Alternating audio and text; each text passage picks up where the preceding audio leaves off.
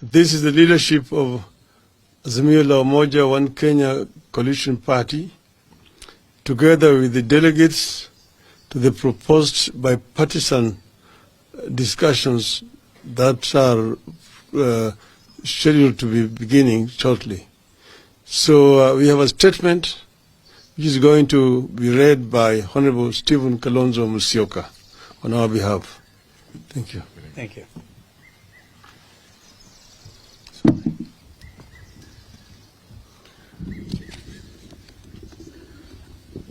Ladies and gentlemen, this morning, or is it up to late this afternoon, the leadership of the Azimio la Umoja One Kenya Coalition Party, including those from the Houses of Parliament, met with our delegates to the envisaged national dialogue to review developments on the envisaged talks.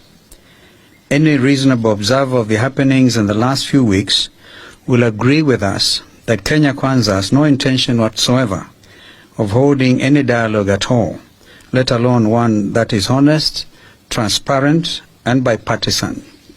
They have exhibited absolute bad faith from the beginning, and we will highlight the same as follows. Number one, when Honorable Ruto invited us for talks, he did not in his speech capture the entire framework for talks as had been agreed upon with the emissaries he sent to us. This includes leaving out key issues on the cost of living and electoral justice, which are of utmost importance to us and the people of Kenya. Number two, the delay in naming his team is another sign of a lack of seriousness that has been made worse by the inclusion of members of the Azimio coalition in his team, when the whole country knows that respect for multi-party democracy is one of the key issues we have put on the table. Number three, to date, Kenya Kwanza has failed to name the leadership of his team as a way of stonewalling. Number four, last evening, we learned of a motion drafted by Kenya Kwanza leadership, allegedly aimed at setting up a joint select committee in Parliament. The motion is in absolute bad faith for the following reasons. A, we have insisted on an extra parliamentary process in view of the strictures of debate in Parliament. We will therefore not participate in any such parliamentary process. B, the motion is disguised as a product of bipartisanship, when in fact the leadership of Azimio in Parliament were neither aware nor consulted in its drafting. C, the motion proposed to name members of the minority party to the so-called select committee without any reference to the minority leadership, in violation of the standing orders of both houses. And D, the motion purports to set the terms of reference and scope of the discussions without any reference to us.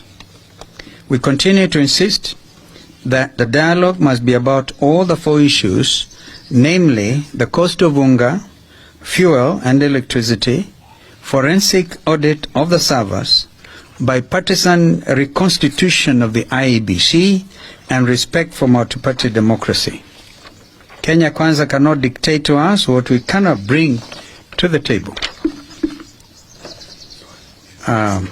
So given the foregoing, we as the leadership of the coalition have resolved as follows.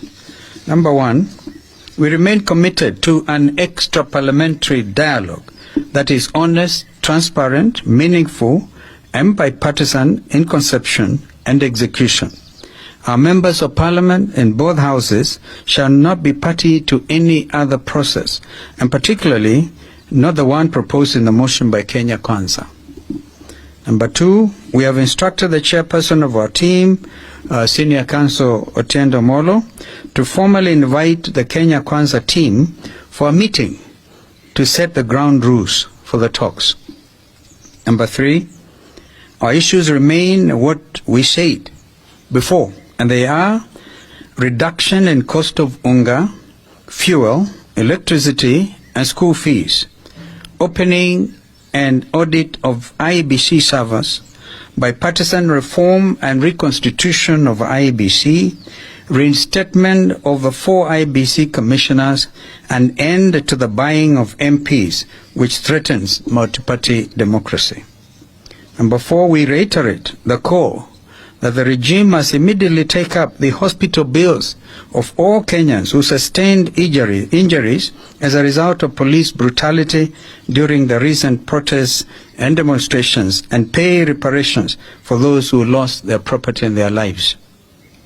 Number 5, that the coalition shall resume its weekly protests at the end of Ramadan, and further communication in this regard will follow. I thank you. Good. Sawa. Maswali tafadhali, kama kuna swali. Pengine baada ya iftar. Asante. I think maelewa hii kitu ni continuous, very very clear. So karibuni sana.